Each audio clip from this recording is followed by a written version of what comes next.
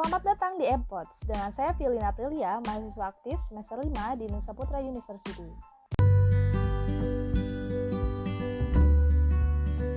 Di minggu ini, saya akan membahas tentang pemilihan portofolio yang optimal.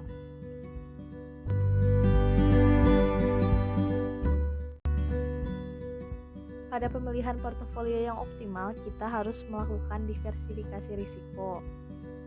Tujuannya untuk melakukan seleksi pada kegiatan investasi terhadap instrumen keuangan dengan prinsip ekonomi yang menekankan maksimalisasi keuntungan dengan risiko yang minimalis.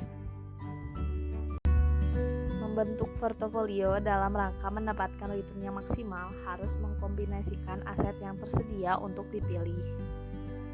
Aset ini pun terbagi lagi menjadi aset beresiko dan aset bebas risiko. Kegiatan alokasi aset akan sangat dipengaruhi oleh sikap investor dalam memandang risiko dan seberapa besar dia mau mentoleransi risiko tersebut. Membentuk portofolio dalam rangka mendapatkan return yang maksimal harus mengkombinasikan aset yang tersedia untuk dipilih. Aset ini pun terbagi lagi menjadi aset beresiko dan aset bebas risiko. Kegiatan alokasi aset akan sangat dipengaruhi oleh sikap investor dalam memandang risiko dan seberapa besar dia mau mentoleransi risiko tersebut.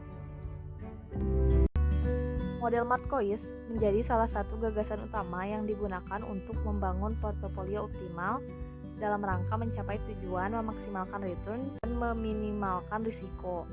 Model Markowitz ini adalah model pertama untuk memprediksi harga atau return sekuritas yang terbukti mampu mengurangi risiko portofolio.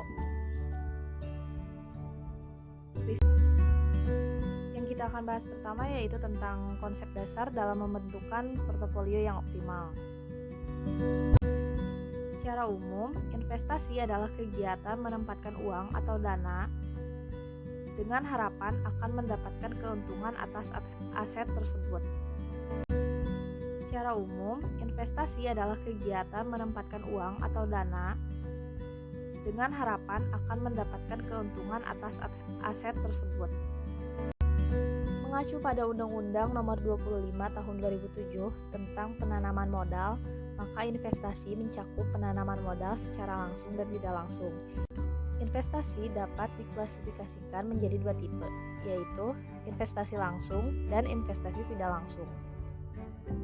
Klasifikasi investasi langsung yaitu dengan melakukan pembelian aset keuangan yang tersedia di platform investasi yang resmi seperti pasar uang, pasar modal, atau pasar turunan. Sedangkan yang dimaksud dengan investasi tidak langsung adalah melakukan pembelian aset keuangan melalui perusahaan investasi atau broker. Terdapat 3 konsep dasar yang harus diketahui untuk memahami pembentukan portofolio yang optimal, yaitu 1. Portofolio efisien dan portofolio optimal.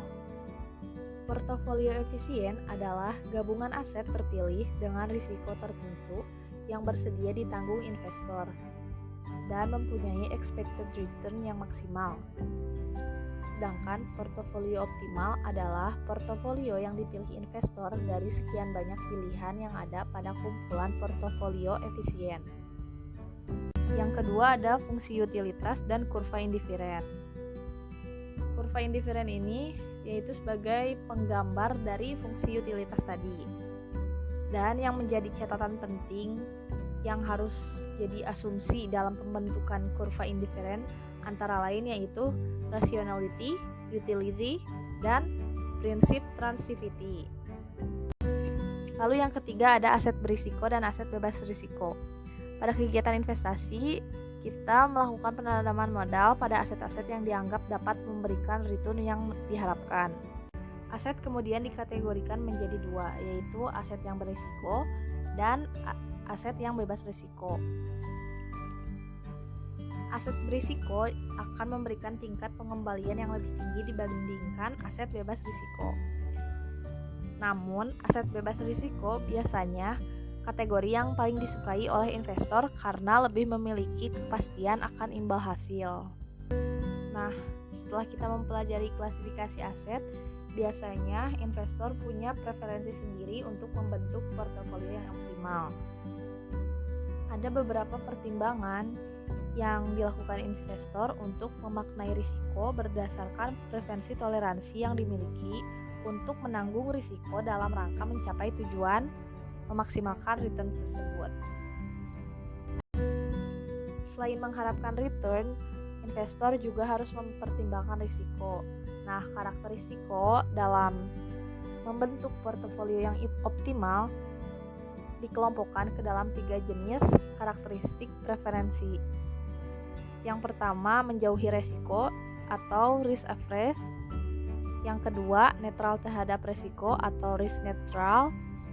Yang ketiga, toleran terhadap risiko atau risk seeker. Dalam sudut pandang ekonomi, maka kombinasi yang dilakukan ditujukan agar dapat mengidentifikasi aset-aset berisiko dengan tingkat return terbesar. Pada akhirnya, akan dihasilkan satu set pilihan titik portofolio maksimum bagi investor. Kumpulan titik-titik kombinasi ini merupakan penawaran atas pilihan yang dapat dibuat oleh investor untuk dapat memberikan kontribusi return yang tinggi pada investasinya.